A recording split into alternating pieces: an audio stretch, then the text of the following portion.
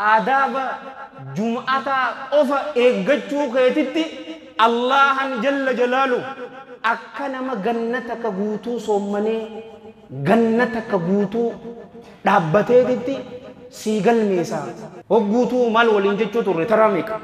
الرر إيجالي يرو جمعة وغوتو أبان فدي خطبة هاغودو بيتي هركتين أبولون جالدا لا شوف جالدو بوليسو مسلمين yeroodhaan yoo kam xiqqaatee amma sa'aa jaha fi deeqa shan sa'aa jahatti masgiida akka dhufnu sa'aa jaha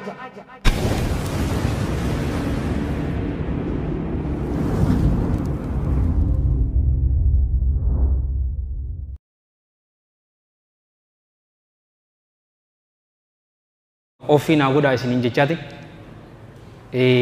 akka kiyyatti silaa yeroon hin dhufaa garuu qaddara Allah maa sha'a faal ajaa takkaatu tutun naqabe garuu isin warra yeroodhaan dhufe kana hadiisa rasuulaatiin sallallahu alaihi wa alihi wa sallam isin haa gammachiisu akkam jettan gammachuu ni feetanii awoo rabbiin gammachuu malee gaddee isinirraa haa qabu milkii malee hongoo isinirraa haa qabu tanuma khadabare jenne takkaatu jiraami ajrii akka nama guyyaa soommanee halkan dhaabbatee ni feetanii hi jannaan bar waliin jenneer eegasi amala gaarii qabaachuu fi harmallaa fi miskiina gargaaruudhaa waliin jenne ni yaadattanii walla akkunumatti girgiddatti haasa'uu jira san keessaa isun nooti arraan tana waan isin yeroon dhuftan aadaaba jumu'aa eeggachuun akka nama guyyaa soommanaan oolee halkan leylii dhaabbateetitti rabbiin jalla jalaalu rabbi namaa galmeessaa yoonni isiniin jee akkam jettan yoo gurra qaamaa dura gurra qalbiitiin na dhaggeeffatte abbaan fadhe gorsa haa godhu arrarraa eegaltee insha allahu ta'ala jum'ata yerooni dhuftan sinja hadiisa kana keessatti rasuulli keenya sallallahu alayhi wa alihi wa sallam wala hadiisu rawaahu al-imaamu ibnu hibbaan fi sahih وأبو داود في سننه وابن ماجة في سننه والنسائي في سننه وصححه علامة الألباني في صحيح الترغيب رحم الله الجميع رحمة واسعة ملجئ رسول الله صلى الله عليه وآله وسلم أوسن الثقفي إسراده رضي الله عنه من غسل يوم الجمعة واغتسل وبكر ثم بكر وابتكر من غسل يرو علماء حديث كان إبسن واحد دو جانين أني أمو جج إمام ابن خزيمة تكو إسني فاهم رحمة الله عليه رحمة واسعة نمني قويا جمعة رفنس إساء ديكتي رفنس متى إساء ديكتي إيغنا همبا قام إساء namni dhiqate thumma bakkara wabtakara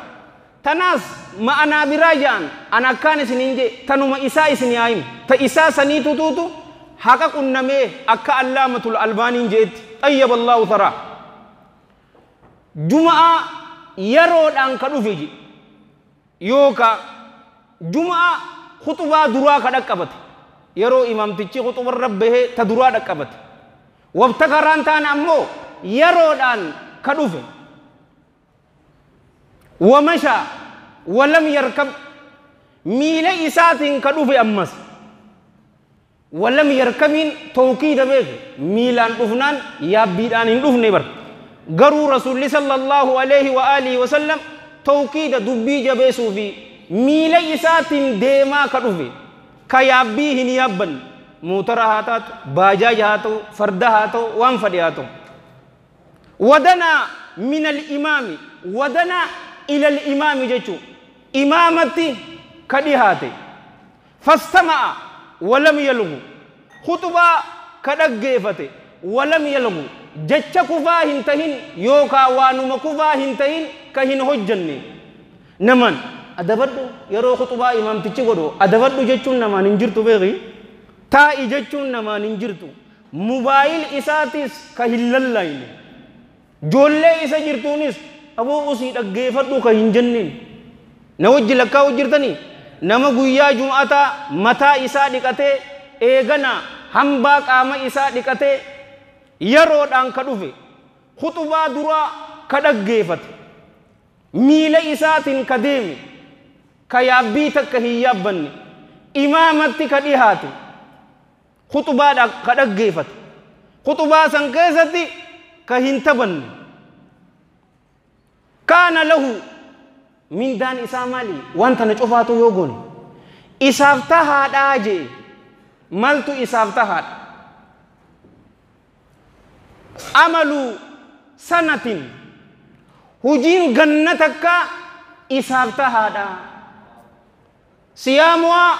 wa qiyaamihaa hujiin ganna takka akka nama ganna takka guutuu soommanii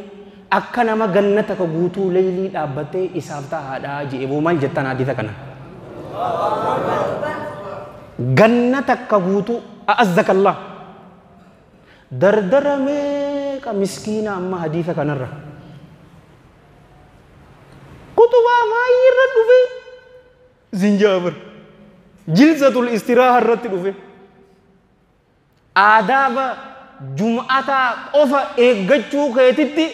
Allahan jalla jalaalu akka nama ganna takka guutuu soommanee ganna takka guutuu dhaabbateetitti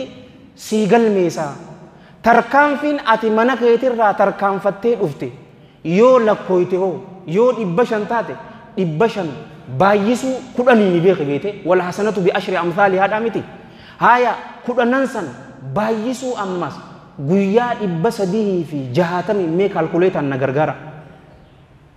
tarkaanfii takka yeroo ol kaastu minda tarkaanfii takka yeroo ol kaastu dilii sirraa haqa ganna takka guutuu akka nama soommanee akka nama leylii dhaabbateetitti rabbiin subhaanahu wa ta'ala sii barreessaa jechuudha. Hogguutuu maal waliin jechuu turre taraa meeqa arrarraa eegalee yeroo jum'ataa hogguutuu abbaan fadhe khutubaa haa godhu beete hin rakkatin abaluun jaaladhaa laa cufa jaaladhu boleessoo muslimaa meeti yeroodhaan yoo kam xiqqaate amma sa'aa 6 fi deeqa 5 sa'aa 6tti masgiida akka dhufnu sa'aa 6 isin immaa maasha Allah tabaarakallahu yeroodhaan 5 cinatti ka dhufe abbaan 4 dhufe yoo kam kana taateen sin jaabar sa'aa 6tti masgiida keessatti fi ammas boodan aanin daddafiiti salfii duraa dhaqqabachuudhaaf tattaaffii godhe yeroo san mindaatan arkannaa arra hadiisa kanaan isin haa gammachiisu je'eeti rabbiin addunyaa fi akhirattu isin haa gammachiisu umrii dheertuu barakaa qabdu dalagaa gaarii waliin rabbi isiniif haa kennu fayyaa mi'ootu rabbi isiniif haa kennu nama isinirraa du'e jiraate rabbiin rahmata haa godhuuf qabri isaanii caffee jannata haa godhuuf galmee isaanii iliyyiin itti haa galmeessuuf isin ammoo warra jiru rabbiin umrii dheertuu barakaa qabdu dalagaa gaarii waliin rabbi isiniif haa kennu rizqii halaal balloo isaa rabbi isiniif haa kennu